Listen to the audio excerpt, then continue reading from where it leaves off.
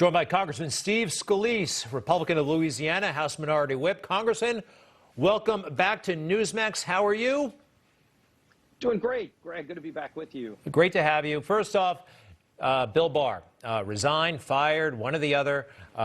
Let's face it, I was frustrated. A lot of people were frustrated by him, particularly this Hunter Biden situation that apparently he knew about.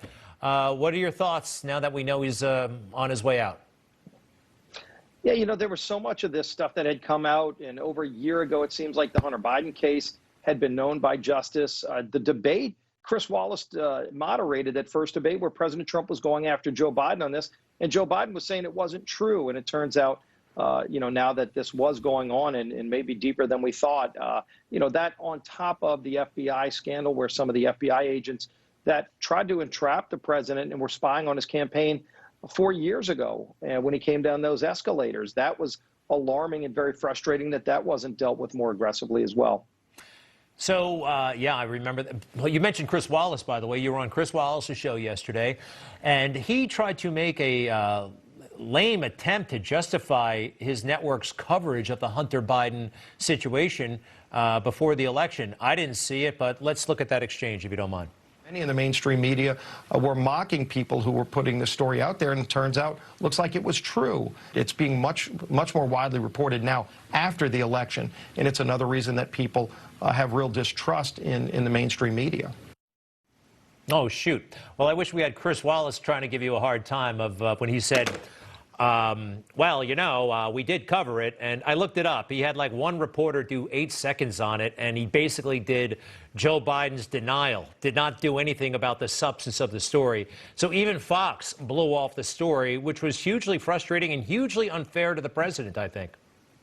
Yeah, and during the campaign, Chris Wallace himself expressed very high skepticism of the story when they were reporting it, but they were reporting it with skepticism. It wasn't like, okay, there's this allegation out there that Hunter Biden had gotten these contracts with the government of Russia or with China or, you know, all the other allegations that were very alarming, and they just covered it all up. And when they would report it, it was in the context of a baseless claim. And this is, by the way, coming from the people who made baseless claims after President Trump for months. And this whistleblower is going to put everybody in jail. And then that testimony would come out later that day. And there was nothing there. They impeached President Trump over an allegation that turned out to be false. And here you've got the Hunter Biden story turning out to be true. Eric Swalwell, who was one of the main accusers of President Trump, turns out that he had a relationship with a Chinese spy. In fact, the Chinese spy had gotten possibly some people infiltrating into his office. He got on the House Intelligence Committee.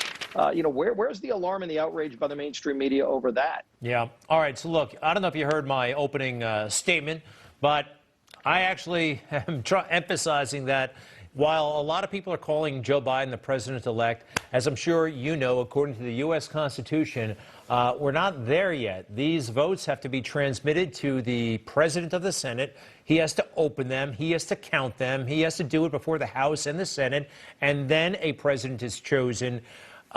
What's your perspective on all of this? You know about what's still happening, the challenges that are ongoing. It's not looking great for the president, but I don't think it's over.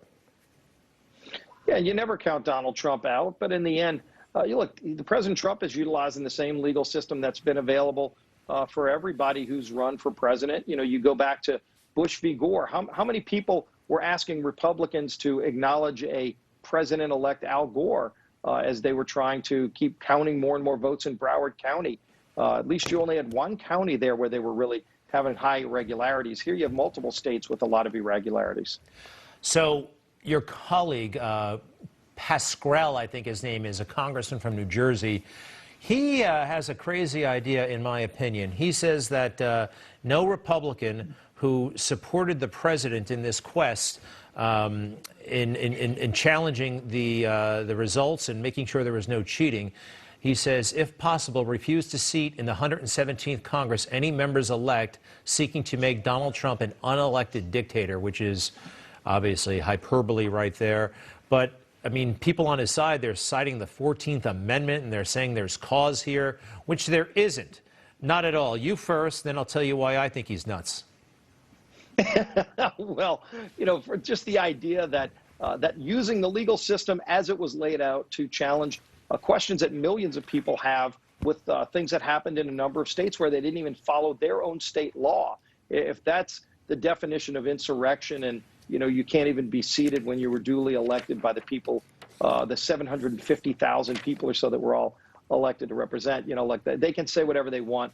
I think they really have been on shaky ground for a while on this stuff, but they're doing everything they can to change the subject from things that happened in the election. And frankly, with these elections in January, on January 5th in Georgia, we've got to clean this stuff up. I really recommend for weeks and weeks. I'm so sorry, I didn't mean to interrupt you, but I recommend everybody read the Constitution. It's so straightforward, more than you realize. And it says right there that Pascal is a nut. They actually wrote that down.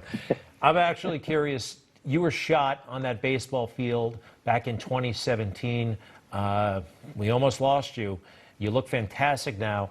Is that something you think about every single day, or are there some days where it goes by and you don't think about what happened?